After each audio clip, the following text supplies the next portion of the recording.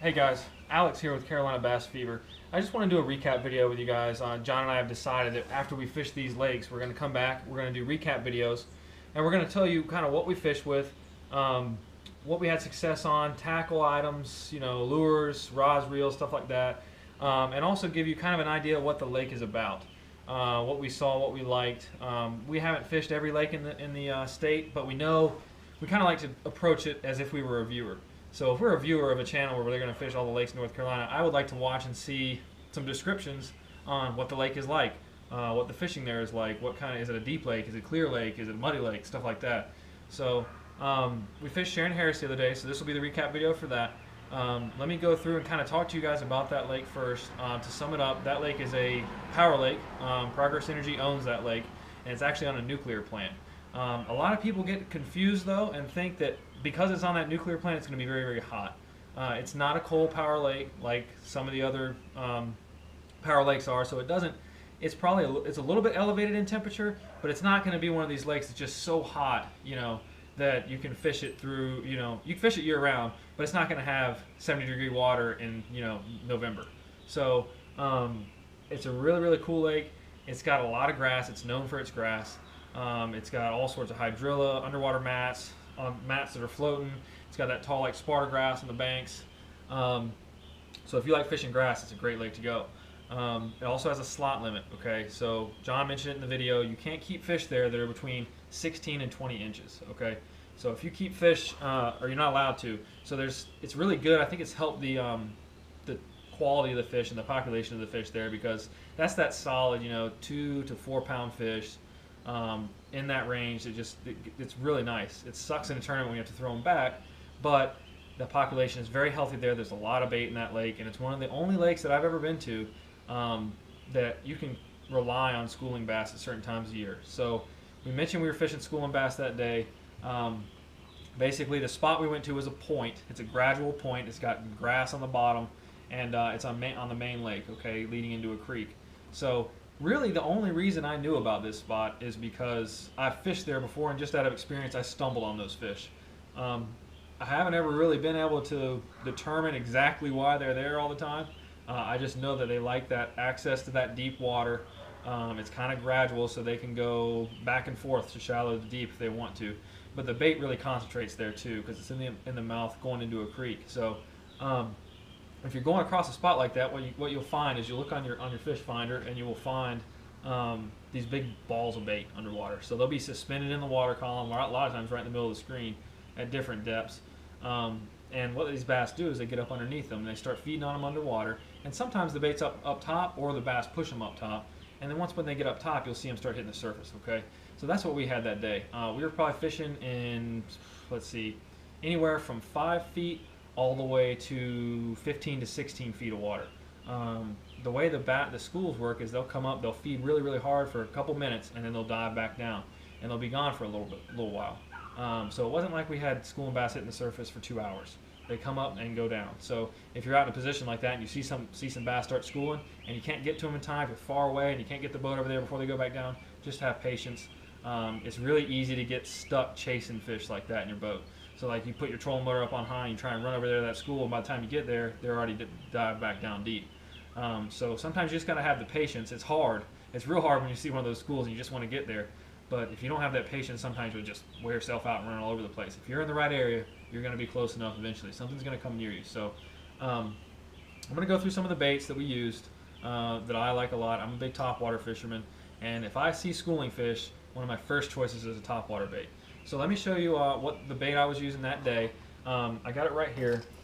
That bait is a River to Sea is the brand. Okay, I'm going to hold it up close to the camera just a second. River to Sea is the brand. Rover is the model. Okay, this is the 90 or 95 inch, or not inch, 90 or 95 inch length in millimeters bait. It's not the big version, it's the smaller version. They make one a little bit bigger than this. So this is a walking bait. It floats and it walks, it zigzags side to side. Let me hold up closer to the camera here. So it's not a very big bait, but it's got a lot of flash to it. It also has a cup mouth. I don't know if you can see that. It's got a cup mouth, so it will actually spit water at the same time while it's walking. So the way you work these, you throw them out there, and then you take with your rod. Doesn't matter if you use a spinning rod or a bait cast, you can use either. You start doing what they call walking the dog. So you take whichever hand you got the rod in, and you start doing a steady cadence, and it's a lot of wrist. So you do a steady cadence, and you just bring that bait back. And what you do is, as you're twitching it, that bait will walk side to side and zigzag. You can walk it steady. You can speed it up real fast. You can slow it down, make it stop. Basically, what you need to do is just fish it in a certain way until you get bit. Once you get bit, then you can kind of get an idea of what the fish are going to do. So if you're out there like we were, and those fish were busting all over the place and they're very aggressive, you can fish fast through there. You can fish steady. They're going to hit it almost any way. Some days they're not going to chase it. They're just going to want to look at it, and that helps to stop the bait every once in a while. And they might hit it on the paws instead of when they're walking. Good rule of thumb, I just normally go with an average steady cadence. So like just boom, boom, boom, boom, boom, boom as I'm walking it. Nothing fast, nothing really slow, just a nice steady walking back and forth. What it does is just simulate a wounded bait fish, something that got separated from the school. And I'm telling you, you throw one of these walking baits in there, and you're in those schools, you're going to get bit very quickly. So this is kind of the newer school bait that's come out in the last few years. It's different than the older walking baits. The older walking baits are stuff like this. This is a Zara Spook, okay? Very old bait, still a great bait. Just got a torpedo shape, pretty generic. This one's got a feather on it, some of them don't. What I've noticed is some of these fish don't like to hit the Zara Spook as much as they like to hit baits like this, because the way these run through the water, they're not quite as what's the word I could say? I guess aggressive through the water. These kind of slide through the water pretty easily. They still have a lot of noise. It's a single rattle bait, and they spit, but they don't kind of smash through the water. The Zara Spook makes a lot of noise, and it kicks a lot of water around, moves a lot of water. And sometimes those fish look at that and they don't think, I don't think they think it's as natural looking. It doesn't smoothly go through the water like some of these newer baits do, just from the shape of it. So I found I've gotten a lot better bites on these, a lot more bites. Sometimes I can't buy a fish on one of those spooks, but I might get a couple bites on this. So I've gone with these a lot. And another bait you can look at that's very similar, and it's kind of similar to the one that John was throwing out there that he mentioned on camera as well. This is a Lucky Craft gunfish, okay? So this is a walking bait, kind of like the River Sea Rover. It's got a cup mouth right there. So this one walks side to side, just like the River to Sea. So feather on the back, that helps. And it does the same thing. So you throw that out in the middle school, you just walk it back, and you'll see, I mean, they're going to smash it, okay? This is one of my favorite baits because they look so real and they mimic bait fish so well. You can catch them in all sorts of different climates, all sorts of different lakes, and all sorts of different presentations. So look up some walking baits. They're a lot of fun to fish. Another thing to remember when you're using baits like this is make sure you're fishing monofilament line or braided line, okay? You need something that's going to float. If you, for some reason, have fluorocarbon, that's going to sink, okay? With that sinking, it's not going to let this bait walk correctly, all right? So you're going to need some monofilament line or some braided line to get it to work right, okay? Also, these baits, these nicer baits and the newer baits, most all of them will have a split ring on the hook eye, okay? What that does, it's especially important for a walking bait, is it lets that bait go side to side really sharp, okay? So if you didn't have that split ring, that bait is only going to walk very, very subtly. It's not going to snap. When you have it with that split ring and you have the right tackle for it, it'll actually walk really tight. And you want it to be able to snap side to side real hard because it looks more natural that way. It kind of keeps their attention a little bit longer. You don't want it to just be dragging through the water looking like it's not looking real. So if you don't have a split ring on the front of one of these baits, which is very, very common if you buy one of these spooks, but see, this is their spook, and see that one doesn't have a split ring on it. If you find one like that and you buy one of those baits, still a great bait, like I said, I'm not busting on these. These are good baits. Either put a split ring on it, or what you do is you fish a loop knot. Okay, you can look how to tie a loop knot online. It's pretty simple, but you need something where the knot isn't directly down against the hook eye. If the knot is pulled down against the hook eye, then it will not walk right. It will not let the bait move like it needs to. Okay, so look up a loop knot if you don't have a split ring up front. Okay, that's just something a lot of people who haven't, it's very common knowledge for people who fish walking baits a lot, but if you've never fished a walking bait and just can't get it to walk right, make sure you have a split ring on the front, or you have a loop knot, and make sure you have braid or monofilament nylon, something that floats and keeps that bait up top, okay? All right, so another bait I was using that I love, and I've really just started using within the last year, and I kind of beat myself up about not using it sooner, was a jerk bait. So when I was a kid, I bought a few jerk baits here and there. I bought some of those old Rebels that everybody's had, you know, little cheapies. And what I always noticed was those baits looked really good in the box, and you put them in the water and they'd roll over. They wouldn't snap right. They wouldn't look erratic. So it was kind of frustrating getting those baits to work right. So in the last year, I started fishing jerk baits a lot heavier, and I went and actually invested in some nice ones. So I'm now fishing Lucky Craft jerk baits. It hurts paying $15, $16, $17 for a bait, but I swear by them. I've caught fish on those when they won't bite anything else. They have great hooks. They're very erratic. They run very, very well. So let me show you the one I was using on the video. The one I was using out there is the Lucky Craft Flash Pointer 100. It looks just like that. That's the color I was using. Just a white-sided shad imitation color with a blue back. Okay. It's not very big, as you can see. It's about the size of my hand, or my palm at least. So it's not a huge bait. So this bait will catch little fish, it'll catch big fish, it'll catch in-between fish, all sorts of sizes. I've caught them all on this. And it darts really erratically. So the way you fish one of these baits is you throw it out there, and then all you do is I normally do a 1-2 cadence. So I take that rod and snap that rod, 1, 2, and then pause. 1, 2, pause. Depending on what time of year it is, what the water temperature is, what the fish are doing, if the fish are really aggressive like they were the other day and they're up on top and then you know they're in a school and you know they're feeding as hard as they can go, then you can snap that bait really, really fast. You don't even almost need to pause it because they're just so active. But if the water's colder, they're kind of lethargic, this is a good bait to use if you use it slower, because this bait will actually suspend. A lot of them suspend, some of them slowly sink. I'm pretty sure this bait slowly sinks. I can't remember exactly, but I know it's slow. It's not like a fast sink. So when you pause it, it's gonna twitch in front of their face and it's gonna stop. And a lot of times those fish will smack it when it stops. They're not gonna chase it, you know, because it's hard for them to chase really quickly. But if it stops in front of them, they'll eat it a lot of times when you do that. Most people associate these with cold water. Okay, I was always told, I don't know where I read, is oh, you know, jerk baits, you only fish those in the wintertime because, you know, they won't work any other time. They don't want to chase them when the water gets warm. I'm here to tell you that I have found that to be a lot different. I've been able to fish these baits almost year round in the right places in the right conditions. Okay, I don't fish this bait when it's 100 degrees outside and the weather is, you know, the water is 90 degrees. Fish is not going to chase that. Okay. However, if they're like the other day, we were fishing in like 80-degree water. It was still cool in the morning. It was probably in the 70s.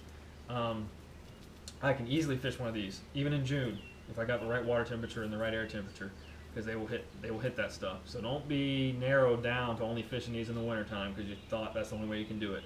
And they work in clear water, they work in stained water. Just match your color correctly. And when I say that, I know a lot of people always wonder about colors. There's a million different colors out there. The old rule is, if you've not heard it, most everybody knows it, but if you haven't heard it, clear days and clear water, use light colored baits, so like whites, stuff like that. If you're going to have a dark day or dark stained water, muddy water, use darker baits, black, brown, stuff like that. Okay, that way that fish will see those darker baits better in that darker water. And it doesn't sound like it makes sense, but it's easy to remember. So remember, on a clear day and clear water, light colored baits. Dark day, dark water, darker colored baits. Also, in these schooling situations, look at the size of the bait. Sometimes you're going to see them up on top, and look at the size of the bait. Look at the colors of the bait. I've seen them out there with blue backs, green backs, different lengths, different girths, stuff like that. These fish are different sizes, so make sure you match something that's close to that. Okay. Another bait that I love, that's another jerk bait to look at, is the Lucky Craft Pointer 78 SP or SP 78. I can't remember.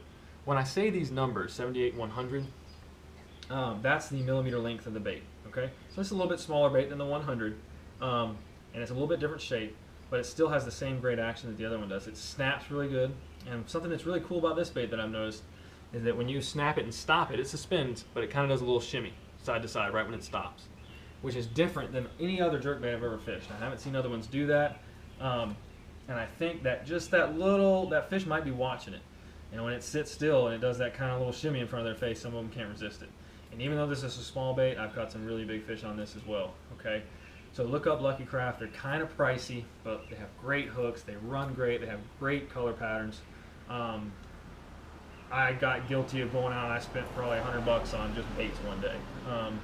But once you use them and start catching fish on them, they're addicting. So look those up. Great bait to try. Couple different rods and reels I was using. Okay, my number one go-to rod. It's hot out here today in June. It's humid. Number one go-to rod is this iRod is the brand. Genesis 2 is the model. Okay, so this is, let me flip around here so you guys can see it. That is what the rod looks like. Okay, it's just a regular bait cast rod. All right, it's 7 foot, heavy action, and I love this rod because I can throw almost anything I want to throw on it. I can throw topwater plugs, I can even throw jerk baits, I can throw worms, spinner baits, crank baits, all those things. So I love these, okay? The reel I was using on this rod was a Lew's Speed Spool Tournament, okay? That's their mid-grade rod or reel. That's about $150 for those, like max price. You can find them for cheaper online. I love Lew's. I can't think of any other reel I want to use. I used to use Abu Garcia really heavily, and Fluger and stuff like that, for bait casts at least, and I had some trouble with it out of those other ones. But once I went to Lew's, I haven't had any trouble. They stay smooth, they're easy to clean, they're easy to throw, they have really good cast controls, they're light, and they're just great reels. Okay, so look them up. They have, I think, $80 reels, $100 reels, they have $150, $200, however much you want to spend, you can spend, but they have some inexpensive reels that are really good. The $100 Lew's Speed Spool is a great reel. So if you're just getting into it, look up Lew's and get you one of those because they're really, really good. So I have 3 of these iRods. Okay, I try and cover most of my bases with them. People ask why you have multiple rods, kind of like golf clubs. They all have different purposes. They all throw the things differently. So I have a heavy, I have a medium heavy, and an extra heavy. All right. So the heavy I was throwing the topwater plug on. And that was working really, really well. This is a fast action. It has a lot of backbone right in this section of the rod. So when you hook a fish, you have a lot of power to pull him in and get the hooks in his mouth. But it has a lot of soft tip to it, so you can actually twitch baits really easily. So love that rod. That was that 15-pound test.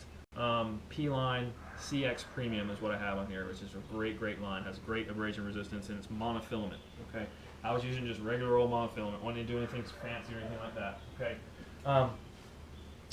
Another rod I was using, I can show you this other one here. This was just a medium heavy in the same rod. This reel is a Lew's Speed Spool Tournament Pro. Okay, this is their $200 reel. This is a little bit faster in gear ratio. This is 7:1 to 1, meaning for every 1 time you turn the handle of the reel, that spool turns 7 times. Okay, 7:1 is kind of fast. It's something you want to use with jerk baits and stuff like that because you want to snap it real quick and get that line in. But a good all-around gear ratio, if you're starting out, 6:3 or 6:4 to 1 will be perfect for you. Okay, that's what the other bait cast was that I was using right there. Same thing on this one, 15-pound test, P-Line CX Premium. All right, and lastly, before I go, I want to show you guys one more bait, and that bait, hopefully you guys can see it with this dying light out here, is a Fluke. Okay, Zoom makes this bait. Fluke is the model. Zoom is the company that makes it. All right, this is a Texas rig on a 3/0 worm hook, just a wide gap worm hook with no weight. All right, this, if you guys haven't seen these baits, you're gonna have to look them up because they're awesome, awesome, awesome for if you have times when these fish don't want to chase these bigger baits. They don't want to chase those hard baits. They might be finicky. They want something that looks a little bit more real and feels a little bit more real. Look up a Fluke. Okay, so this bait is purely a visual bait for them. There's no sound to it. There's no vibration, no flash. And there's a little bit of flash, but not like on these moving baits or these jerk baits or topwater plugs or stuff like that. This bait is really, really, really good for fish that aren't as aggressive. Okay, so I fish these on spinning rods because they're light, they're a little bit harder to throw on a bait cast rod, and they also you can also twitch them a lot easier with a spinning rod, I find at least. These baits require a little bit more action twitching wise, so they sink and then you just do like a 1-2 cadence, kind of like the jerk bait, but not quite as aggressive. So you just twitch it a couple times, it'll flutter up and down and underwater and kind of stop and pause and stuff like that. So they'll come and hit that, okay? You can run across the surface if they're aggressive enough, and they'll still hit it that way too. All right, so I'm about to burn up out here, guys, in this June, just hot, muggy North Carolina weather. I'm out in my garage. I wish I had some AC in here. But check us out. We got some more videos coming up. John, I believe, is about to announce our next lake. We've made our decision on that one, and we are going to try and do recap videos like this. That's going to be the plan, at least, after each and every lake we go to. So you're going to hear about what we thought about the lake, whether or not we would think about going back, how much success we have, what we fished, why we fished it, things like that. So hopefully you guys can get some tips and tricks. If you live around here, you can maybe go visit these lakes. And also, we'd like to see you guys out there on the water. Come talk to us, come meet up with us. It's always fun to share the sport with people and share stories. So thank you guys so much for watching. Be tuning in for more videos from Carolina Bass Fever. And you guys have a good night, okay? Thanks. Bye.